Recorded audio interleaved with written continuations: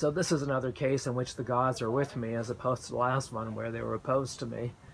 And this involves a wrongful dismissal case I was doing.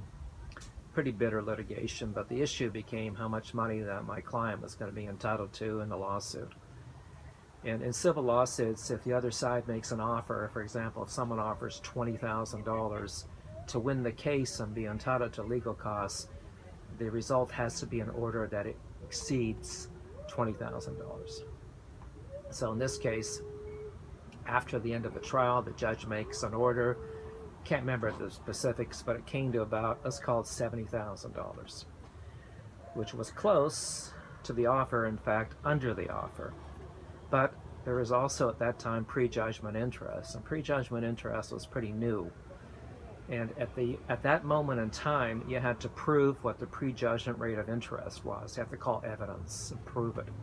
Now it's all posted, and it's not an issue, but at the time it was new, and the protocol was you had to call evidence to establish the rate of interest. So I hadn't done that yet. And I said to the other lawyer after the trial was over, and we knew what the amount ordered was, but we didn't know the interest. I said, why don't we make it no, we didn't know the amount yet, sorry. So I said, why don't we make it 7.5% to the other side? The other lawyer was stickly PR, and he says to me, I'm not agreeing to anything with you, and walks away.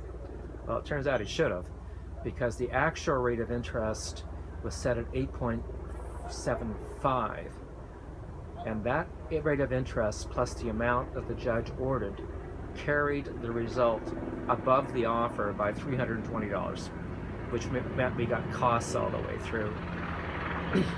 Had he agreed to what I offered, we would have lost. We would have won, in a sense, got a judgment, but my client would have had to pay the costs. And the way those costs work is it's a double impact. So let's say it's $15,000, which at that time probably was. Instead of receiving $15,000 from the other side, he would have had to pay out $15,000. So it's a double whammy. He would end up losing effectively $30,000. Now you can bet the other lawyer did not tell his client, oh, by the way, I should have agreed with what Harris said at 7.75. He would have won. Doubt it. Anyhow, talk about winning by literally skin of your teeth.